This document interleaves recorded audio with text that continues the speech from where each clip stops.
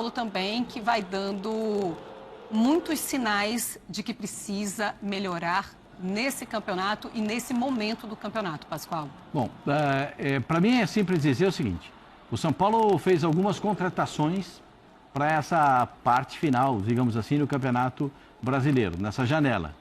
Nenhum deles jogou. Nenhum deles começou jogando com a camisa do São Paulo. Isso significa dizer o seguinte: nenhum deles tem potencial para ser titular do São Paulo. E para contratar jogador, esse monte de jogador que o São Paulo contrata, para ficar no banco de reservas, não é melhor usar a base? Formar os meninos que estão lá? Aí contrata um monte de jogador que não vai usar. Ou pretensamente vai usar muito pouco. Porque está lá. Quem jogou na zaga? O Osório. E aí você vai somando, você vai vendo isso. O time do São Paulo, como diz lá em Lisboa, é um horror. É um horror, é um terror o São Paulo. O São Paulo, olha a saída de bola do o time do Grêmio. Flertou. O time do Grêmio também é um horror, né? É um terror. O time do Grêmio flertou com essa saída de bola, de perder essa bola, umas 3 vezes anteriores. É verdade. E até que perdeu. Agora, o gol ali podia dar o seguinte: a bola já foi pênalti, que o cara não pegou na bola, pegou. O gol foi contra do zagueiro, né? Foi dado contra. Foi dado para o Marcos Antônio, não? Não, o gol foi dado contra para o Gustavo Martins. Foi no lance do Marcos Antônio, mas não para o Marcos Antônio, né? Foi dado o gol contra o zagueiro. E o Caleri comemora como se fosse dele, depois ele falou, não, tá tudo certo. Não, e o próprio Marcos Antônio não fez nenhum gol pelo São Paulo, ainda está mais de 2 anos sem fazer um gol, Isso, né? cara, né? Merecia, né? E ali desse lance teve de tudo um pouco. Primeiro, foi pênalti em cima do Marcos Antônio. Segundo, a bola entrou. Terceiro, o Caleri veio, chutou e entrou de novo. Foram 2 gols e um pênalti. Se fosse basquete, né? 2 pontos e a Não, 3-0, só aí. Dá uma olhada. Gente, vai passar o replay. Vejam o gol feito pelo Grêmio. Vejam o gol feito pelo Grêmio. Você se refere ao segundo. Dá uma olhada. Esse é o empate. Mas esse também, né? Porque o Wendel e o Arboleda, eles não estão marcando ninguém no lance. Ninguém. Eles estão ali sem saber para onde eles vão. Eles estão marcando. Isso chama marcar a bola. E jogador que marca a bola vai tomar o gol. Porque você tem que... O zagueiro bota a mão do jogador que está do lado, não é para fazer pênalti, é para sentir onde o jogador está. Calcular. Nem isso eles têm percepção. Olha o pulinho que a barreira deu. Sempre tem um cara deitado nessa barreira para nada. No dia que precisou, não tinha ninguém. É verdade. No dia que estava precisando... O Pascoal falou dos reforços do São Paulo que não reforçam. Ao contrário do São Paulo, o Grêmio botou seus reforços. E um dos melhores reforços é esse zagueiro que empatou o jogo, que veio do CRB, o Wallace. Um rapaz, muita personalidade. Terceiro jogo pelo Grêmio. Num dia de casa cheia. É raro você ter 37 mil pessoas na Arena do Grêmio. Giovani jogou, Giovani, todos os reforços do Grêmio. E o Luiz Castro, apesar de ter tido um pouco de sossego, foi muito vaiado quando ele tira o Carlos Vinícius, né? Menos assim, por ter tirado, também por ter tirado o Carlos Vinícius, mas principalmente por ter colocado o Bright White. Mas o Carlos Vinícius, ele está num momento difícil também da temporada. Então é de se entender todas as tentativas do Luiz Castro, mas não adianta. A torcida não compra mais. Tem jogadores que é melhor você não mexer, né? Não compra. O que ele fizer no Grêmio, ele vai ser vaiado. Vai estar no intervalo, vai ser vaiado no final. Ganhou, ele foi poupado agora. Mas daqui a pouco, se você entrevistar qualquer torcedor do Grêmio, vai estar falando mal do Luiz Castro. Ele perde um gol no primeiro tempo, naquele lance, 2 jogadas seguidas com o Rafael, mas só perde quem está lá para fazer, né? Daqui a pouco ele vai... E eu boto mais fé num jogador como ele do que no Bright White. Professor, jogadores como o Carlos Vinícius e o centroavante do São Paulo, o Caleri, eles só devem sair se eles pedirem para sair. Porque os substitutos, tanto do Grêmio quanto do São Paulo, não passam perto dos dois. Não são a altura, né? O Carlos Vinícius não quis renovar o contrato com o Grêmio. Então ele pode assinar um pré-contrato com qualquer outra equipe, porque o contrato dele vence no final do ano. Tinha cláusulas lá, né? Que ele não chegou, ele não chegou a cumprir as cláusulas. Mas o Grêmio chamou para conversa para acertar e ele não quis. Sim. E aí o Grêmio pensou, em um dado momento, em deixá-lo fora. Mas depois percebeu o seguinte, mas se ele ficar fora, nós vamos botar quem para jogar? Aí vamos botar de volta o Carlos Vinícius, entendeu? Autopunição. Tem a esperança de que ele possa fazer um gol a qualquer momento, né? Ele está num momento difícil, é verdade, tem perdido muito gol, mas pode acontecer. Ele é um bom jogador. O time, o Grêmio, vou falar do Grêmio. O Grêmio não apresenta sinais de melhora. ganha o jogo contra o São Paulo, mas sem apresentar sinais de melhora. Taticamente, tem hora que você vê, tem 4 marcando a bola e um espaço enorme do outro lado. É um catado dentro de campo. O Grêmio ganhou o jogo. Eu estou falando para você. É um catado. O time do Grêmio é um catado. Sabe o jogo de intervalo de colégio? Joga a bola no meio da quadra, os moleques saem tudo correndo atrás da bola. Ninguém tem posição. É a tática de padaria, né? Ataca de bolo, defende massa. O time do São Paulo, o time do São Paulo vai precisar de mais quantos períodos de recesso para poder se arrumar? Dessa vez fora o recesso, teve 12 dias em relação ao jogo com o Flamengo, que foi um bom jogo dentro do que o São Paulo podia propor naquele dia. Qual é a conta que o senhor fez, professor? O Dorival, desde o Corinthians? O Dai que estava fazendo as contas. Nos últimos 20 jogos do Dorival, somando Corinthians e São Paulo, ele tem uma vitória, que é contra o Boston River pela Sul-Americana, já treinando o São Paulo. E não é para o brasileiro. Não é pelo Campeonato Brasileiro. São 13 de jejum. Ele tem uma vitória, que é contra o Atlético Paranaense. O turno tem 19 jogos, faz 13 que ele não ganha, é difícil, né? É um ano realmente do Dorival impressionante. Né? Dai, mas ok, não há uma melhora, ou pelo menos o Pascoal não vê nenhuma melhora, mas tem 3 pontos aí, o que alivia a tabela de classificação do Grêmio, que estava na zona de rebaixamento. Dá uma trégua para o Luiz Castro? Sem dúvida. Eu acho que assim, o futebol brasileiro ele é muito técnico, tático, evidentemente, mas ele é muito emocional também. Então, o saldo dessa semana para o Grêmio, com uma classificação na Copa do Brasil e com uma vitória sobre o São Paulo, ele pode dar essa tranquilidade e o Grêmio ganha tempo para tentar melhorar. Porque quando você vê o jogo de hoje, você não vê o Grêmio jogando melhor do que nas partidas em que ele perdeu. Mas, dessa vez, a falta por baixo da barreira foi a favor do Grêmio. Contra o Mirassol, o gol anulado foi do outro lado, não foi do Grêmio. Então, como o futebol brasileiro tem um componente emocional muito forte e como, a bem da verdade, tirando o Palmeiras e o Atlético Paranaense, ninguém está jogando bem no Campeonato Brasileiro.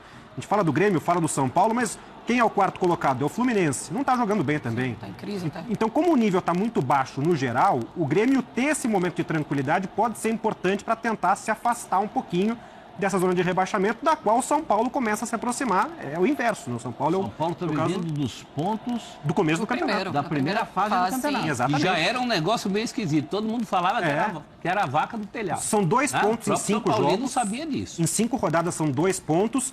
E me chama muito a atenção, você vê o jogo do São Paulo com o Dorival, se você pegar um jogo do São Paulo com o Roger e pegar um jogo do São Paulo com o Crespo no começo do ano, parece o mesmo time, assim. É claro que tem mudanças de estilo de saída de bola, de jogo, enfim, de preferência tática e de jogadores, inclusive, mas o roteiro do jogo é muito parecido. É bola para o lado para tentar um cruzamento na área e as jogadas que saem são jogadas ou de intuição do jogador, ou uma roubada de bola, ou um erro de passe do adversário. O time não constrói jogo o ano inteiro. O time é muito dependente ou de lampejos individuais ou de erros do adversário e defensivamente continua falhando muito, sobretudo nessa bola aérea, como foi o caso do primeiro gol. Então, assim, São Paulo troca de técnico, mas não sai do lugar na temporada, já é o 3º técnico, ninguém dá jeito nesse São Paulo. Patina muito, já não tem Copa do Brasil, vai para a Sul-Americana agora e o Campeonato Brasileiro começa a ficar perigoso aí para o São Paulo, né? Já deixou de ser uma coisa de olhar para Libertadores e começar a olhar com mais cuidado aí para essa zona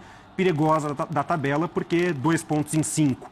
Do jeito que está equilibrado o campeonato, e o jogo atrasado é contra o Santos, né? Ainda é um clássico. E ainda em relação ao Castro, eu acho que o maior problema é a gente não ver evolução desse trabalho.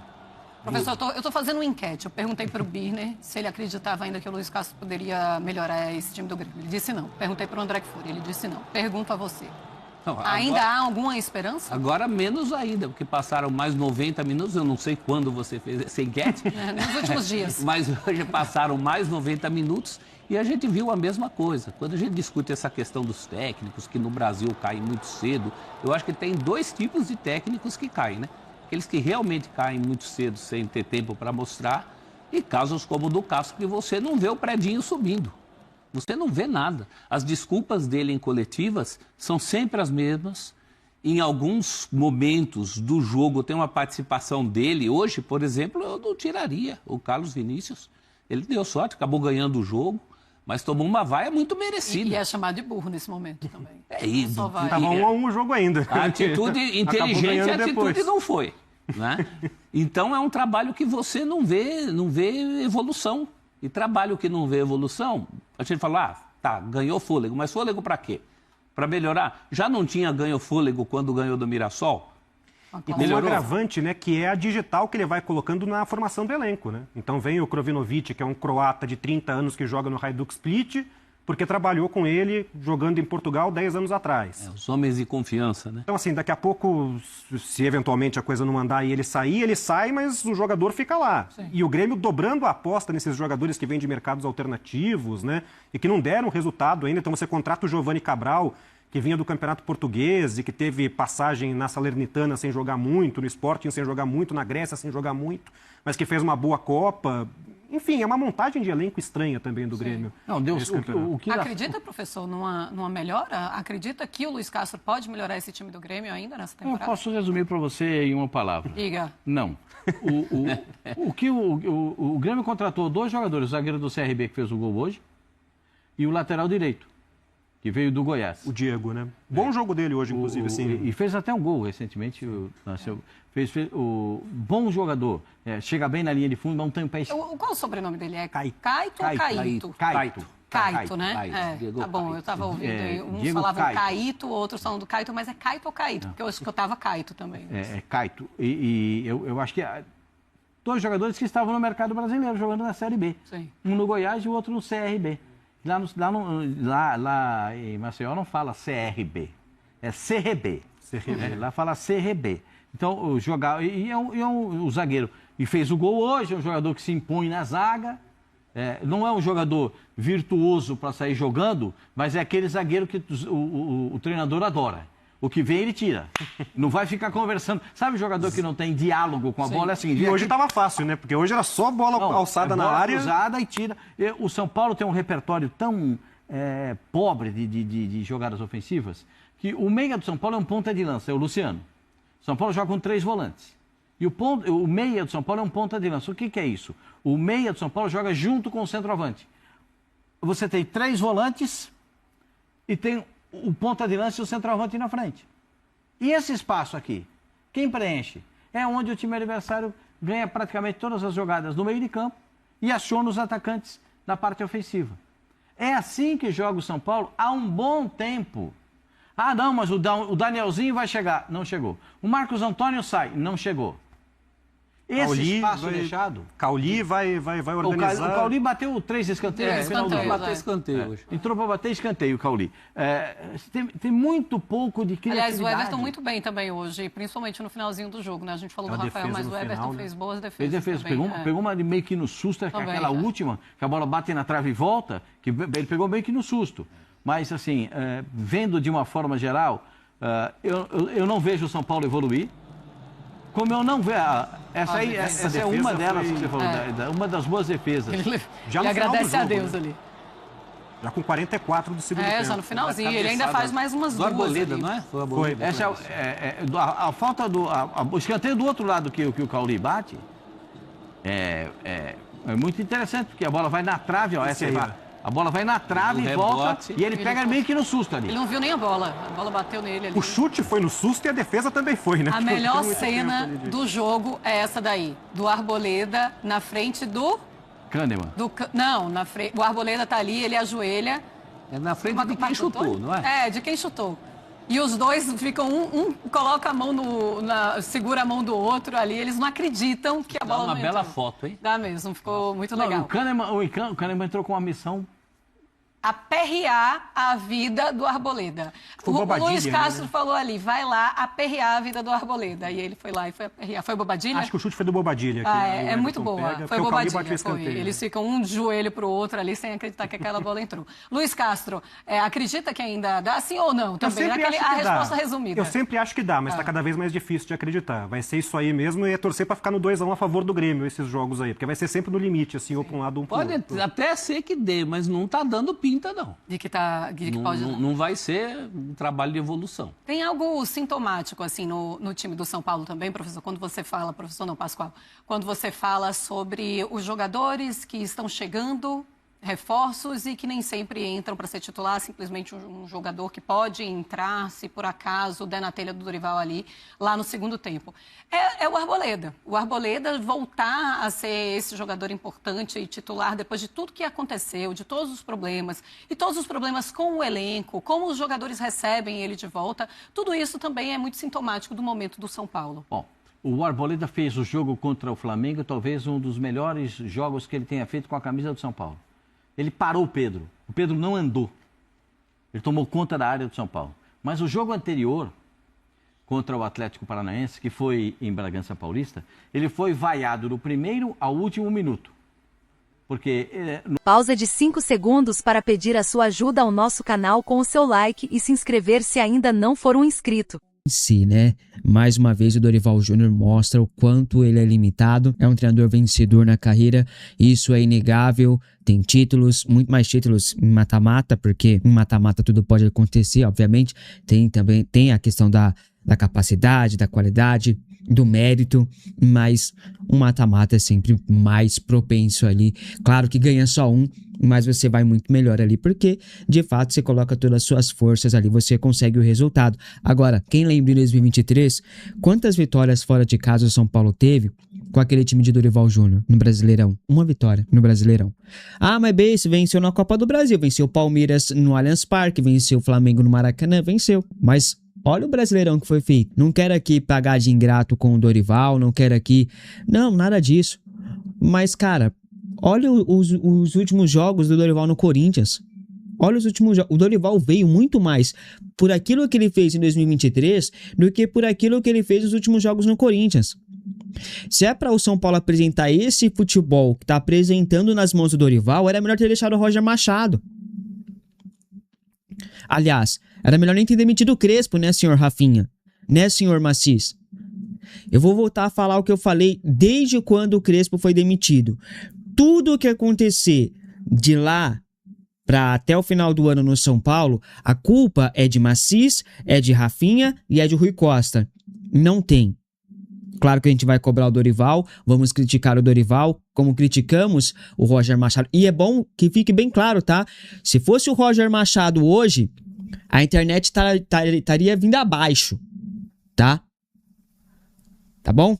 Então, a postura da torcida do São Paulo hoje, com os jogos patéticos do Dorival, mostra que houve sim uma perseguição com o Roger Machado. E aqui eu não vou entrar em cunho de raça, de coisa, não acho que é. Claro que tem um bando de imbecil, alguns imbecis que tem essa questão, mas não é nem sombra ali, nem 1% da torcida São Paulina. É meia dúzia de gato pingado. Mas que tinha assim uma perseguição a Roger Machado, tinha. Isso é fato. E isso fica claro quando a mídia passa pano para as cagadas do Dorival, quando parte da torcida também passa pano para as cagadas do Dorival. O Dorival hoje, no final do jogo, colocou o Gustavo Santana na maior fogueira.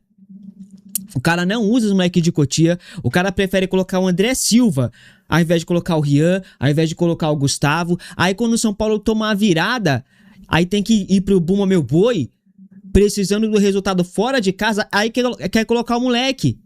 Olha a fogueira, isso é coisa de covarde. Dorival Júnior foi covarde hoje, mais uma vez covarde. Colocar o moleque nessa bucha pra ter que resolver alguma coisa é a maior covardia que você pode fazer com o moleque de Cotia. Covardia, não tem outra palavra. Agora, você acha que quando o Domingos Duarte, que veio pra ser titular, tá? Quando ele tiver em plenas condições físicas e começar a ser titular, você acha que ele vai ser titular no lugar de quem? Do Osório ou do Arboleda? É óbvio que no lugar do Osório. O Arboleda entregou um gol, entregou a paçoca hoje no primeiro tempo. A sorte dele é que o Rafael fez boas defesas ali que, né? Muita gente colocou, nossa, milagres. O Globoesporte.com é o Rafael ou é o Neuer? No segundo tempo vocês viram quem era. Mas a entregada no primeiro tempo foi do Arboleda, que pro Arnaldo Ribeiro é o deus da zaga. Quem é Lugano perto do Arboleda, né? Pro Arnaldo Ribeiro, o Lugano não é nada perto do Arboleda. No gol do Grêmio, no primeiro gol do Grêmio, o Arboleda tava marcando quem? Marcando quem, gente? Contra o Atlético Paranaense foi a mesma coisa. O Arboleda tava marcando quem? É impressionante como o Rafinha cagou no São Paulo. Cagou na cabeça do São Paulino em reintegrar o Arboleda. Agora colha seus frutos aí, Rafinha.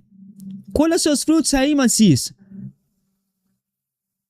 Time do São... Hoje, eu vou falar sobre arbitragem, porque eu uso graus muito altos aqui, tá? Se não me engano, nesse esquerdo aqui eu uso 6, e aqui eu acho que é 2 ou 4, alguma coisa assim. Mas o árbitro da partida, meu Deus do céu, dá uma lupa pra ele, gente. Dá um binóculo pra ele, porque é impressionante que esse cara não vê nada. Aí no final da partida, eu vi o Dorival lá, revoltado, indo brigar com o árbitro, o Luciano revoltado, indo discutir com o árbitro, o jogador de São Paulo tudo revoltado lá. Vocês têm que agradecer que graças ao árbitro, gente, vocês conseguiram marcar um gol nesse time horroroso do Grêmio. Vocês têm que agradecer isso ainda. E o que falar do goleirinho nota 6, hein?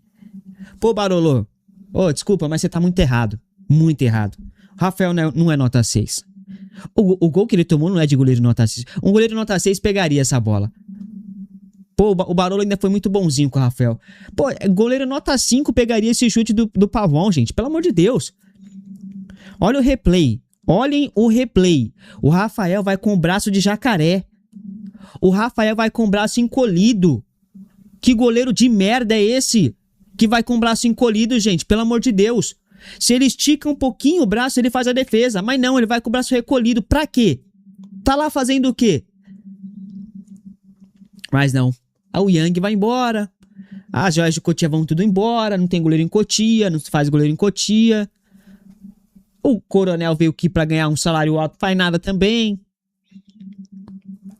A pior coisa que... Porque eu acho o Dorival Júnior, já falei, respeito, é um treinador vitorioso e pá. Mas é um treinador muito limitado.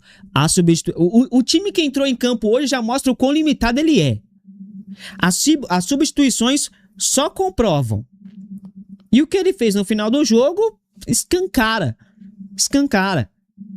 Ele entra, o Arthur, né, teve dores no adutor, não conseguiu jogar, muito provavelmente foi poupado por conta do jogo lá na Bolívia, né, terça-feira agora. Ele vai de Ferreirinha. Mas cacete, vocês não ficaram insistindo pra trazer o tal do Vitor Sá? Não trouxeram o Vitor Sá pra ganhar mais de R$1 milhão por mês? E ele é reserva do Ferreirinha. Vocês estão achando que o São Paulo tá brotando dinheiro da onde? Vocês estão achando que o São Paulo tá cagando dinheiro? Todo mundo sabe das limitações financeiras do São Paulo. Todo mundo sabe da crise que vive o São Paulo Futebol Clube em questão de finanças. Aí você traz um jogador pra ganhar R$1 milhão por mês, um atacante, e ele é reserva do Ferreirinha. Antes disso, ele jogou como lateral direito. Um atacante, R$1 milhão por mês, 3 anos de contrato, no final do contrato vai estar com 35 anos, lateral direito. Reserva do Ferreirinha. Quando entra faltando 3 minutos para acabar o tempo regulamentar. Cara, é você tirar o torcedor de São Paulo de otário. Você tá tirando... Óbvio, né? Eles sempre fazem isso. Sempre fazem isso. Isso é um desrespeito com a instituição. Você gastar o que você tá gastando, você gastar o que você não tem e não usar a porcaria do reforço que você pediu, isso é sacanagem com o torcedor. Aí você tem o Cauli, que é meia. Ao invés de você vai tirar o Ferreirinha. Ao invés de você colocar o Vitor Sá, que em tese era pra entrar no lugar do Arthur, porque o Vitor Sá também faz até a direita se precisar. Faz a ponta direita. Aí você tira o Ferreirinha e coloca o Cauli. Pro Cauli ficar jogando com ponta esquerda. Tudo bem que ele tava baixando um pouquinho pra cobrir ali o meio e tal, mas trombando com o Luciano o tempo todo. Aí o Dorival Júnior joga pá de cal. Ele tira o Caleri pra pôr o André Silva. Com o Luciano amarelado, o Luciano fazendo porcaria nenhuma. O único lance do Luciano foi aquela cabeçada no primeiro tempo e acabou. Aí me tira o Caleri. Eu quero crer que o Dorival Júnior, ele vai falar na entrevista coletiva que ele tirou o Caleri pra poupar o Caleri, porque vai jogar na altitude, porque não sei o que lá. O Luciano não vai jogar na altitude? Então, cara, são muitas as limitações.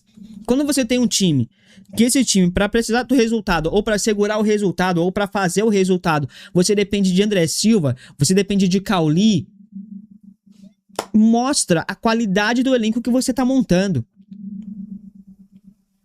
E mais, o São Paulo tá fazendo a reformulação do elenco, né? E sabe quem que tá tocando, dando o sinal verde pra quem vem, pra quem vai? É o Dorival Júnior. Esse vai ser o maior problema que o São Paulo vai colher os frutos no ano que vem, daqui 2 anos. Porque você colocar nas mãos do Dorival a montagem de um elenco, cara, assim, ó, é loucura. Pra dizer o mínimo, é loucura. E é o que o Rafinha tá fazendo, e é o que o Maciz está fazendo. É só você olhar aí, olha os reforços que o Dorival pediu. Quantos que jogaram? Cadê o Vitor Sá? Cadê o Newton? Cadê o Buta? Cadê o Aurélio Buta? O tal do Buta? Pô, sacanagem, cara. É sacanagem. Time de São Paulo muito mal treinado. São Paulo teve 12 dias, 13 dias pra trabalhar. Vamos contar 12 dias pra trabalhar, pra treinar. Não jogou. Nesse mesmo período, o Grêmio fez 4 jogos e o Grêmio venceu a porcaria do jogo.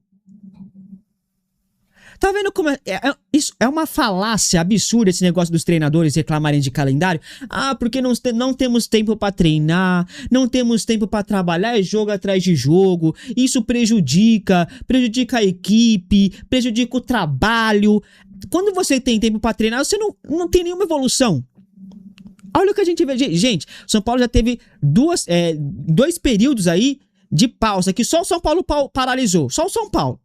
Voltou pior. São Paulo teve a pausa para a Copa do Mundo, voltou pior. São Paulo teve não sei o que, voltou pior. O São Paulo não evoluiu nada nas mãos do Dorival Júnior. Qual é a evolução do São Paulo do Roger Machado pro Dorival Júnior? Nada, é o mesmo time, é a mesma pataquada, são os mesmos erros, é mesmo tudo, não mudou nada, gente, pelo amor de Deus. E aí a gente vai voltar lá atrás, quando a gente tinha, o que a gente tinha de melhor era o meio-campo, com o Crespo, e o Roger veio, destruiu, e o Dorival ainda não conseguiu recuperar. E o Dorival é aquele tecladista, né, aquele músico de uma tecla só, que ele não sabe fazer variação. É o mesmo esquema. Não muda nada, não tem variação tática, não tem jogada trabalhada, não tem triangulação, não tem nada. É bom meu boi, é bola no alto pro Caleri ficar brigando com o zagueiro e mais nada. Entendeu? Olhe lá quando tem uma ultrapassagem do Lucas Ramon e quando ele resolve acertar cruzamento. Hoje ele acertou alguns. Mas é muito pouco. É muito pouco para um time que ficou 13 dias trabalhando, só que antes também teve outros tempos para trabalhar. Também teve dias para trabalhar. Toda vez que o São Paulo tem uma pausa, seja para a Copa do Mundo, seja para a data FIFA, toda vez o São Paulo volta pior. É impressionante. Mas quando o Crespo falou dos 45 pontos, esse velho vagabundo mestre dos magos aí achou ruim. O Rafinha, com discurso populista, de boleiro, paneleiro, achou ruim. Qual foi a primeira coisa que o Rafinha veio falar na coletiva? Não, temos que pensar grande. Porque eu fui campeão com salário atrasado. Porque um treinador do São Paulo não pode pensar em 40... O São Paulo não pode entrar pensando em 45 pontos. E aí, Rafinha, cadê você que não fala mais? Falou lá pro Globoesporte.com, mas aquela mídia chapa branca dos infernos, que é tudo chapa branca. A gente quer ver uma coletiva mesmo, uma coletiva do senhor Rafinha, explicando as pataquadas que você fez até aqui. As negociações que você doa jogadores da base para clubes lá, de graça. Você libera de graça. Manda embora lá por empréstimo. Traz o outro para ganhar não sei quanto. Então, é isso, rapaziada. São Paulo perde mais um jogo sem vencer. Se não me engano, agora é o 7º jogo sem vencer. 7º ou 8º jogo sem vencer. 8 jogos sem saber o que é vitória. Parabéns, tá lindo, né? Cara, impressionante. O pensamento do Rafinha, do Maciz, é o pensamento de todos os conselheiros do São Paulo hoje. É por isso que o São Paulo tá onde tá. O São Paulo fez um primeiro tempo bom. Eu vi pessoas dizendo que o primeiro tempo do São Paulo foi bom. Foi bom, gente, pelo amor de Deus. O jogo foi horroroso. O futebol, o nível do futebol brasileiro é horroroso, gente. É um nível muito ruim. É assim, dá dó da bola. A bola apanha desses bandos de perna de pau. É porque é muito jogador ruim. E ganhando muita grana pra ser ruim. Aí tem a coletiva não, né? A entrevista na saída do jogo do Marcos Antônio. Cara, deu dó do Marcos Antônio. Eu pensei que o Marcos Antônio ia chorar. Na entrevista. Ele tava com lágrimas nos olhos, tá? O zóio dele vermelhaço pra chorar. Mostrando o sentimento do único cara lúcido nesse time. No único cara de qualidade que você fala assim, mano, a bola vai cair nele, alguma coisa vai acontecer. Mas ele olha em volta dele, um